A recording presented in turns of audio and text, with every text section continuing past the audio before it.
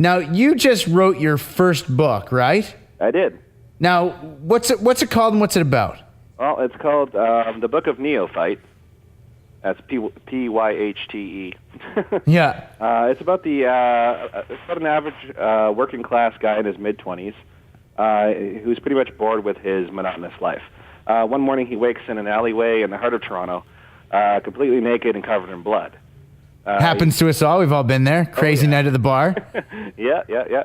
But he's chased by the authorities and manages to escape, but he's then kidnapped by a mysterious group of people that seem to possess these unusual but highly unique powers.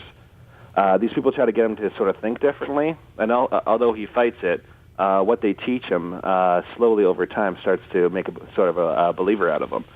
He learns how to apply these the same type of powers in his daily life, which come in handy for later when he actually faces face-to-face with evil incarnate.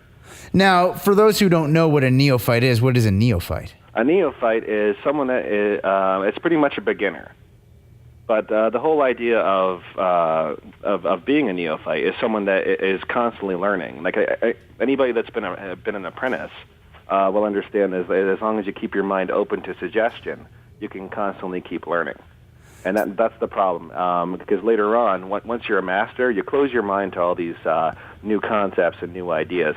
And at that point, we close our mind to everything because we think we know it all, and we pretty much lose out in that case. So we should all try and maintain a neophytic sensibility. Yes, exactly.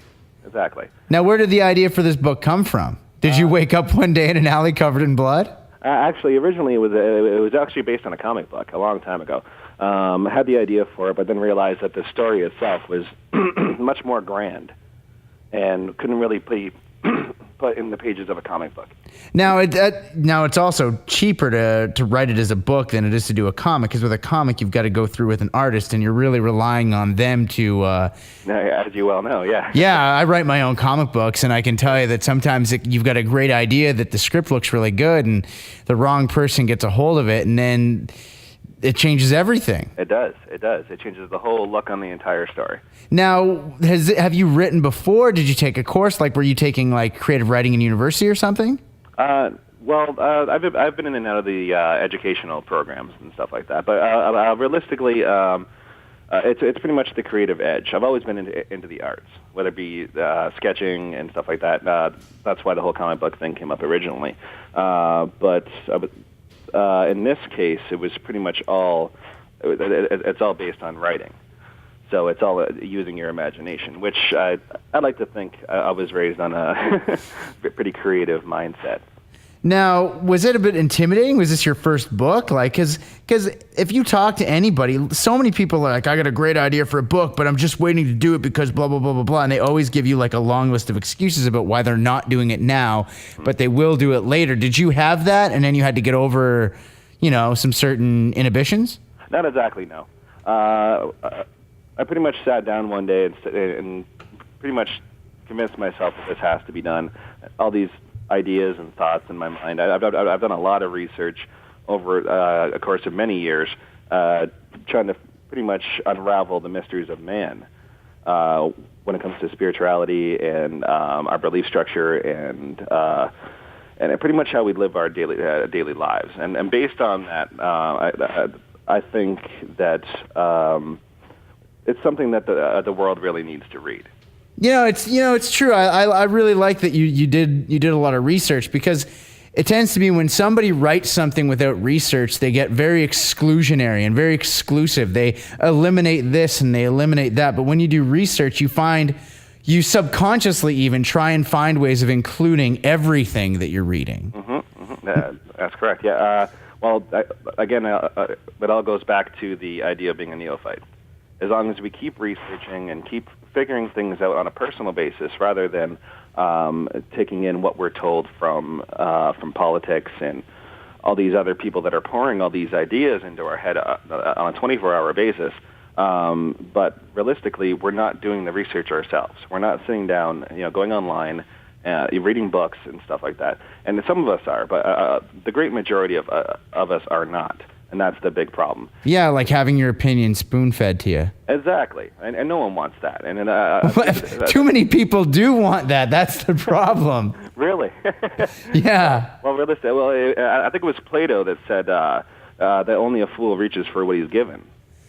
All right. It's an excellent zinger right there. Yeah, for sure. And realistically, okay, well, I think we should all be sitting down and researching and figuring this out ourselves, because when we do that, okay, we're no longer the fools. We are in control of our own lives, our own destiny, and where we're going as a society. Now, was there a book that you read when you were a kid or maybe when you were in high school, like, that really changed everything for you? Because a lot of people that write and are in creative fields, there was one particular moment that really just kapow. I would mix it between Harry Potter and Darren Shan. Really? Yeah, probably the mix between the two. A little bit of Stephen King as well. Like, what particular ones? Well, Stephen King's The Stand, of course. Harry Potter, the whole series. Darren Shan, the Demonata series. Right on. So you would recommend that everybody read those as well after they read your book? Always after, like a yeah. point of view. No, the Demonata, like, it's the last book that really upset me. But the whole series is actually pretty good. It's quite different than mine. But it's still a fairly decent read. So there's November is like National Novel Writing Month. Of course, It's a little late. Well, it's not even late for people to start. There's nothing. It doesn't have to be a long novel. But what are some tips for anybody who's thinking about writing a book but hasn't gotten around to doing it yet? Like they're waiting for that one thing to happen. What would you suggest? Well, first of all, the whole November thing works out perfectly because like it's the start of the Christmas rush, right? But as far as advice goes, I would say just keep pushing yourself, because the whole thing is motivation.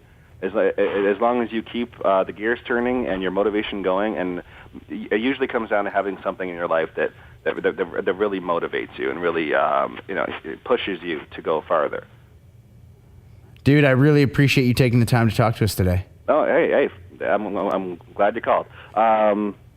But as far as the book is concerned, for anybody listening, it is a fun and entertaining book. It's very fast-paced adventure that does answer a lot of the deeper questions that we've all been afraid to ask based on being politically incorrect, I guess you'd. Yeah.